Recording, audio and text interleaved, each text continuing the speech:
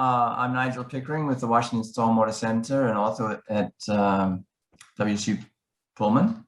And I will be monitoring this presentation entitled Treatment of Organic Stormwater Pollutants by Bioretention Soil Media, Amended with Biochar and Fungi.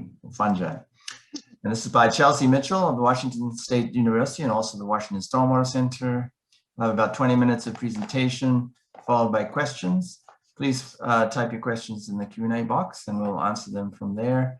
And additional questions can be answered following the presentation based on email. So Chelsea, it's all yours. Thank you, Nigel, and thank you all for making the time to be here today. Again, my name is Chelsea Mitchell and I'm a PhD candidate at Washington State University, located at the Puyallup Research and Extension Center. And this is a picture of our campus in the background here that I took this week. We're located just outside of Tacoma in the South Puget Sound region, and we're also the site of the Washington Stormwater Center in this area. And so, having trouble clicking. Okay. Today I'm going to be presenting on a project that was recently completed, which focused on treatment of polycyclic aromatic hydrocarbons, or PAHs, and fecal indicator bacteria in bioretention systems using some novel amendments. And so just as a little background, PAHs are a suite of toxic organic contaminants that are made up of aromatic rings, and they occur in oils and are produced by burning fuels. So they enter stormwater through vehicle emissions, mainly oil leaks and also through tire wear. And fecal indicator bacteria are a group of bacteria which are correlated with fecal contamination. They're not necessarily pathogens themselves, but they're used to indicate potential fecal contamination in water. And so both of these groups of contaminants are ubiquitous in stormwater and are known to have negative impacts on human ecosystem health.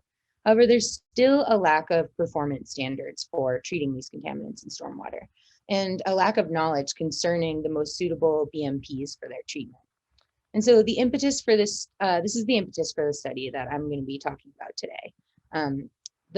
This knowledge gap is pretty big, and we've addressed a slice of it by evaluating the performance of typical bioretention media, as well as amendments with biochar and fungi in removing these contaminants from stormwater.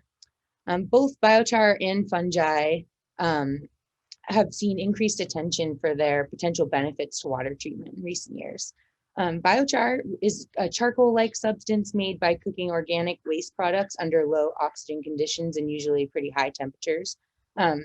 This process is known as pyrolysis, and it produces a highly porous material that has a really high surface area and consequently a high water holding capacity and adsorptive properties that tend to make it pretty good at trapping organic compounds. Fungi are also a promising amendment for organic and biological contaminant removal for a few different reasons. Ligninolytic or white rot fungi, which is the type used in this study, break down woody materials, and so they're very good at breaking down organic contaminants via these extracellular enzymes that they exude in the soil. Their hyphae and mycelium, the tendrils that grow out within the soil matrix, they can facilitate movement of bacteria and promote pH bioremediation in soils. And the wine cap mushroom used in this study also has some potential benefits for removing bacteria because it's known to consume fecal coliform and also even produce antibiotic compounds. And so to evaluate the potential treatment benefits of these novel amendments, we conducted a mesocosm scale study in one of the greenhouses on our campus. We have a lot of agricultural research on our campus, so we were lucky enough to have a greenhouse to conduct a larger column experiment. And so we constructed 12 columns in a factorial design. So 12 sort of mini bioretention systems, including 3 control columns that just consist of typical bioretention soil media of 60% sand and 40% compost with a gravel layer underneath. We also had a treatment of this biochar amendment, which was a 20% by volume replacement of compost. And then we had a treatment with both biochar and fungi, where we inoculated fungi into the columns on small wooden dowels. And then we had a treatment with just the typical bioretention soil media inoculated with that fungi. And just as a note, the biochar we used, in case you're familiar with the biochars produced in the area, it's the Rogue Biochar by Oregon Biochar Solutions, and it's made from fir and pine waste materials. And the fungi we used is Stropharia rugosoannulata, also known as the wine cap mushroom or the garden giant. And it's previously been found to be pretty useful in bioretention systems and to grow pretty well in bioretention systems. And then we also measured, so we measured in our influent and effluent 24 different PAHs ranging from sizes of 2 to 6 rings. We measured fecal coliform, E. coli, total suspended solids, and dissolved organic carbon. And so we conducted 8 dosing experiments using this column setup throughout our study. And we collected the water for these dosing experiments from this junction between I-5 and State Route 16 in Tacoma. And we would collect water into these HPD tanks off of a highway runoff downspout, pump that water into a stainless steel tote, and then bring that water back to WSU to dose the columns. And just as a little note, here is a picture of what stormwater coming from this site typically looked like. So we dosed these experimental columns shown here during one of our experiments with the influent water from the site at a rate of 300 milliliters a minute for about 3 hours per column using a multi-channel peristaltic pump that was drawing water from a recirculating system. And that delivered water evenly to each of the columns and kept the particulate matter in the water suspended as best as we could. In addition to simulating storm events by dosing the columns with this field collected stormwater, we also sampled soil throughout the study non-destructively, because we wanted to track the fate of PAH compounds throughout the study and determine whether they were accumulating in the bioretention soils as we dosed with stormwater or what. And we sampled soil at 2 different strata at 6 inches and 11 inches. 6 inches was to try to capture the rhizosphere where there's a lot of microbial activity. And then this 11-inch depth was closer to the bottom of the bioretention soil media, allowing us to track any potential downward movement of these PAHs within the system. And just as a little note here, this is a picture of one of the wine cap mushrooms growing. They usually would come up during the fall, and we'd see some fruiting right up through the center of the plants in the columns that they seem to like growing right up through the middle. And this is a picture down here of some of the wine cap mushroom mycelium growing in one of the, at the edge of one of the soil sampling holes. Okay, so I'm going to discuss some of the results of this study now. So starting out with PAHs, we found that our highway runoff or our influent total PAH concentrations ranged from a low of 0.09 micrograms per liter or parts per billion to 4.55 micrograms per liter. So that's a pretty big range, but you can see that for the most part, our total PAHs kind of hovered around 1 microgram per liter for most of these storms. And this is pretty typical of what you see in general in stormwater in Washington. And so on the right here now, I'm showing what we found in terms of percent removal in our effluent waters. This is a little picture of what effluent usually looks like, kind of a little bit of a yellow tinge to it, but definitely a lot cleaner looking than our stormwater samples. For the most part, we saw a really efficient removal of PAHs by all of our treatments. That was not really possible to determine any treatment effect because we had mostly non-detects in our effluent. So it suggests that these even simple bioretention system formulations are pretty effective at removing PAHs. So when we measured PAHs in the bioretention soil, we did this 4 different times throughout the study. The first event that we sampled soils, we did this right before we started dosing the columns with stormwater, and after we had flushed our columns initially with some clean water. So this is kind of establishing the baseline soil TPH levels for our system. And you can see that the initial soil samples show that the biochar amended columns, the columns in green and blue down here, started with a little bit less than half of the total pH concentrations that we saw in the unamended columns, or columns without biochar.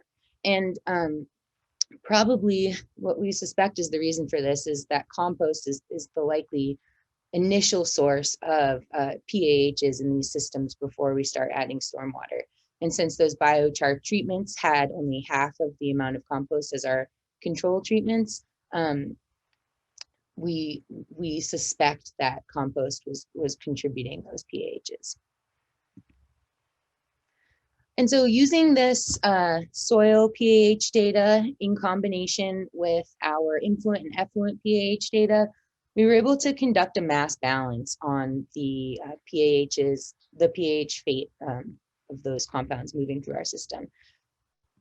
And so initially we saw, again, that these biochar amended treatments started out with much lower total pH concentrations, mass. We're looking at mass now, actually, because this total pH concentrations were multiplied by the media mass within each column to arrive at, or the media volume within each column to arrive at the mass in the soil.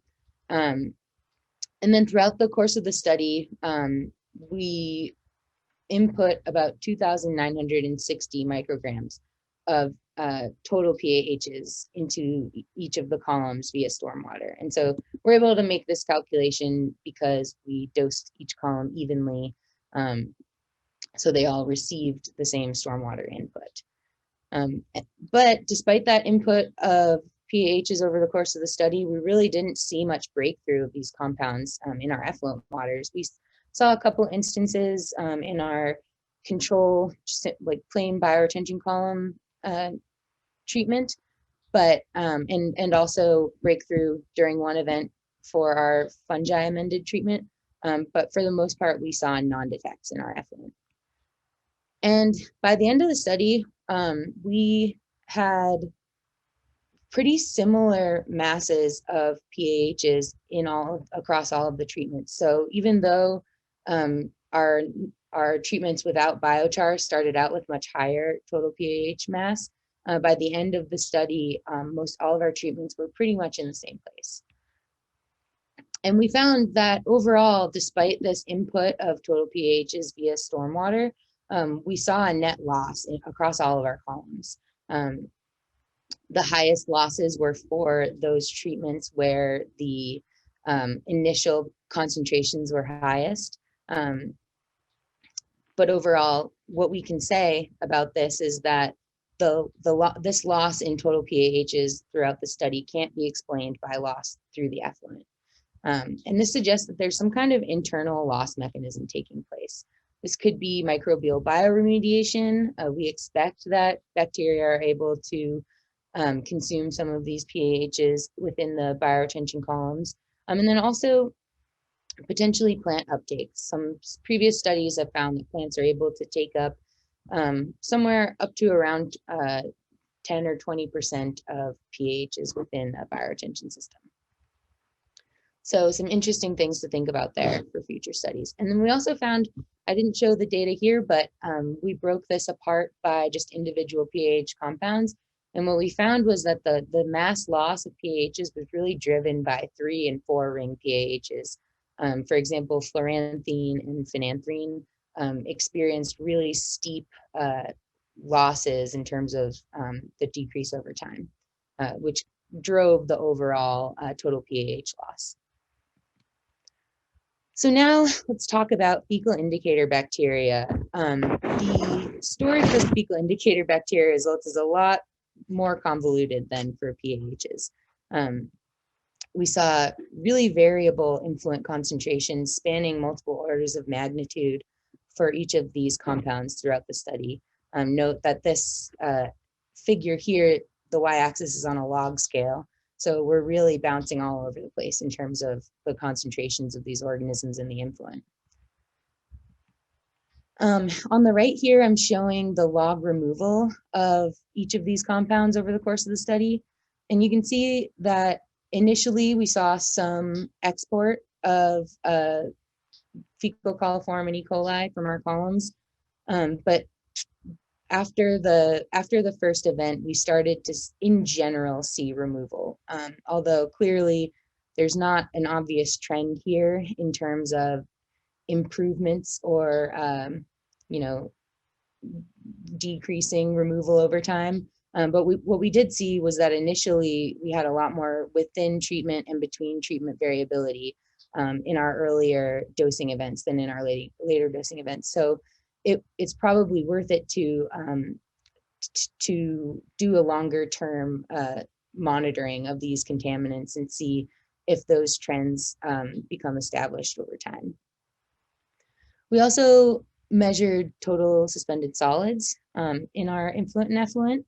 And in general, we found efficient TSS removal for all of our treatments.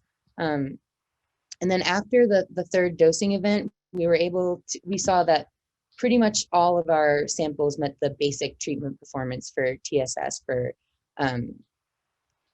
the ecology regulation, which is 80% removal for influent levels greater or from 100 to 200 micrograms per liter, and then 20 micrograms per liter effluent concentrations when you have influent below 100 micrograms per liter. So anything within this blue region here represents a sample within a dosing event that met that basic treatment performance. So overall, our systems performed pretty well for TSS.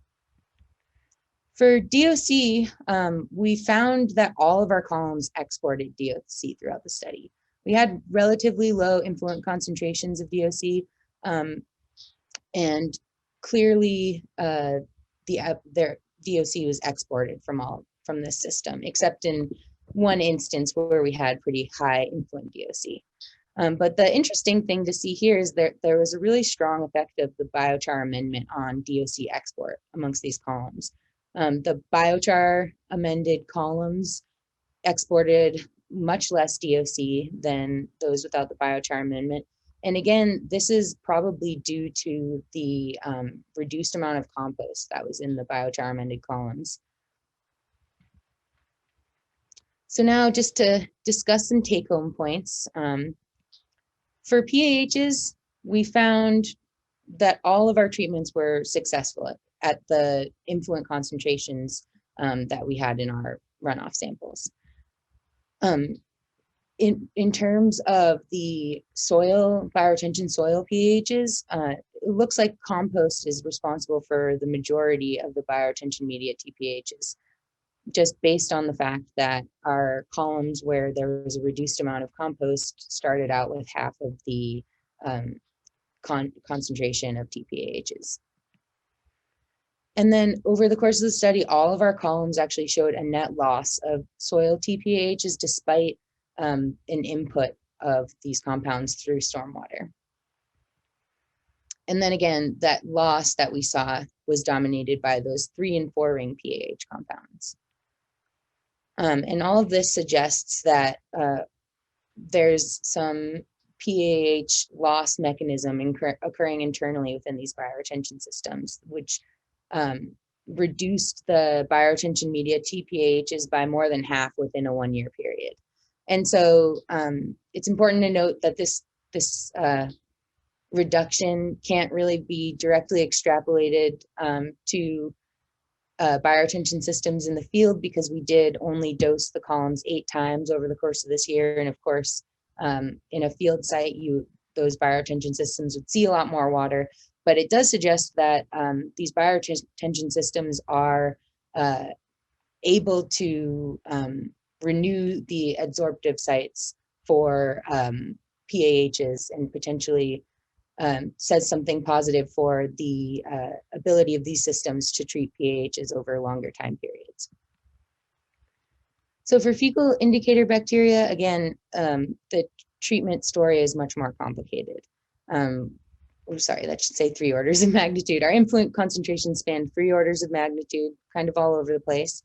We had a high variability between our treatments for the first half of the study, which made it pretty difficult for us to distinguish any real treatment effects.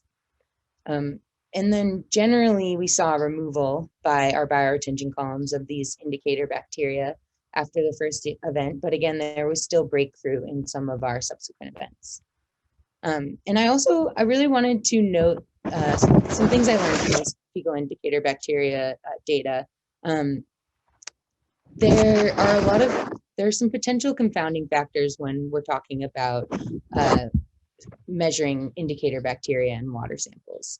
So one of those factors is sample heterogeneity. So these measuring bacteria in water, this contaminant they're live organisms and they can move around, they can select suitable habitat. There are a lot of factors that can affect their fate and transport, and also their measurement in samples. Since stormwater is such a complex matrix, there are a lot of different types of microbes living in stormwater, aside from our target organisms. And so that creates some challenges when trying to conduct bacterial counts because it can lead to confluent growth. So down in this little picture here, this is a picture of a membrane filter from the lab that processed our bacteria samples. And you can see the purple colonies are E. coli colonies, and then the yellow colonies are confluent growth. And so when you have these complex stormwater samples containing a lot of different microorganisms, sometimes the other microorganisms can outcompete the target organisms just on the growth plate, and that can skew your ability to count fecal or indicator bacteria through the membrane filtration method. And then additionally, we know that fecal coliform, it has a high rate of false positives. There's a lot of different microbes or bacteria, including those from the Klebsiella genus, that can grow in the fecal coliform assay and can basically create false positives. And a lot of these organisms are present in soils and plant material. And so this is a particularly important thing to keep in mind when using these methods to measure bioretention effluent bacteria. And then finally, our conventional parameters, we saw good treatment of TSS after 3 dosing events. And then for DOC, we saw export from all of our columns. So our bioretention columns were a source of DOC. And then that export was greatly reduced in the biochar amended columns, which suggests that the export of DOC is really originating from the compost in these systems. And that is all the time I have, but I have some time for questions, so I would love to hear. Okay, it's time to type in your questions. I don't see it on the screen right now, so I had a couple myself. I was just wondering if you could speculate on perhaps the removal mechanisms for PAHs and fecal coliform in these columns. Yeah, so PAHs, some of the primary removal mechanisms that people have elucidated were adsorption is a main mechanism.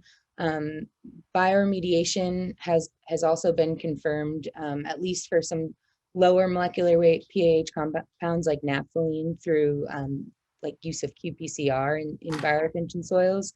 Plant uptake has been confirmed, but it seems like that adsorption is the main driving mechanism, at least in the short term, for removal of these contaminants.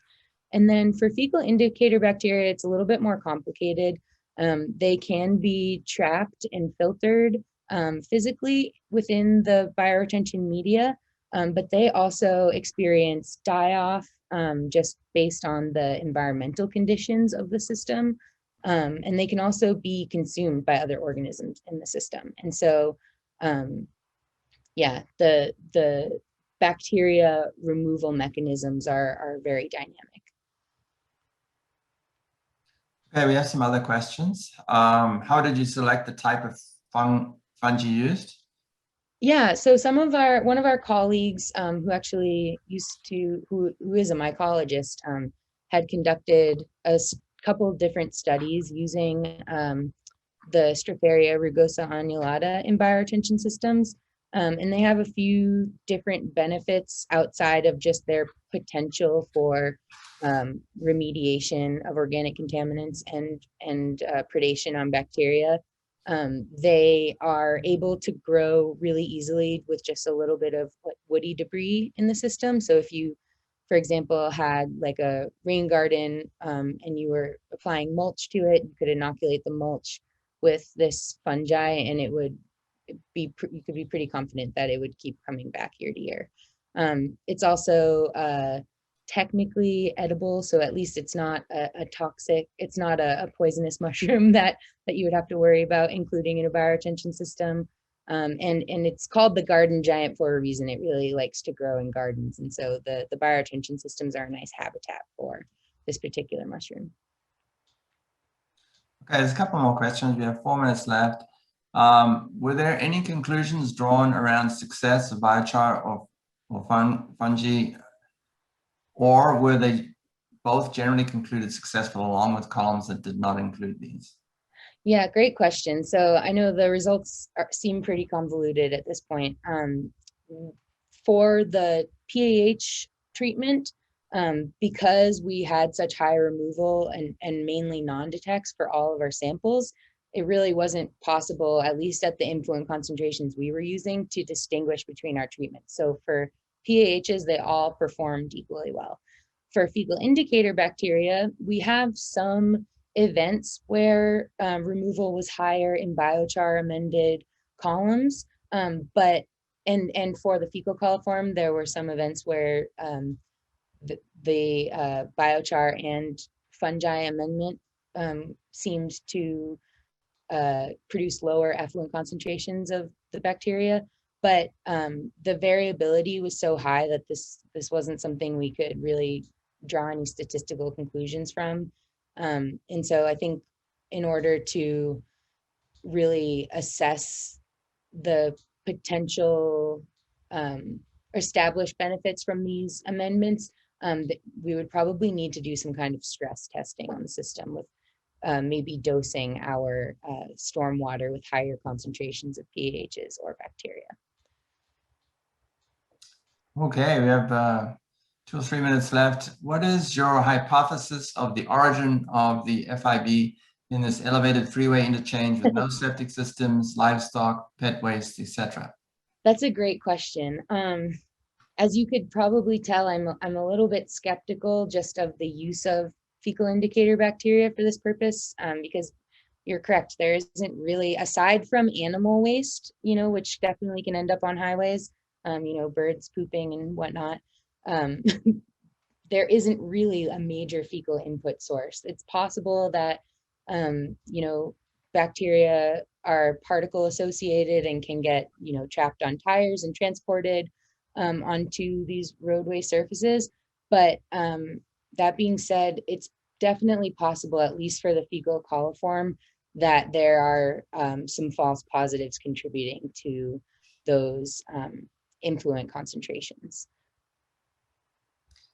Great. I have a question. Why use fecal coliform bacteria instead of E. coli since the state has moved to that standard? We have basically just wanted to capture basically the 2 more commonly used fecal indicator bacteria for our study, to be able to compare them. But I wouldn't recommend using fecal coliform as an indicator bacteria proxy for actually detecting pathogens in water. And I would say if you, for some reason, did choose to use fecal coliform, it should be really, results should be taken with the knowledge that there are a lot of other organisms that can trigger positive fecal coliform results. Great. I think we're almost out of time. So I want to thank Chelsea for this presentation, and I hope the rest of the participants enjoy the rest of the conference. Thank you. Thank you, Nigel, and thank you, everybody. Bye-bye.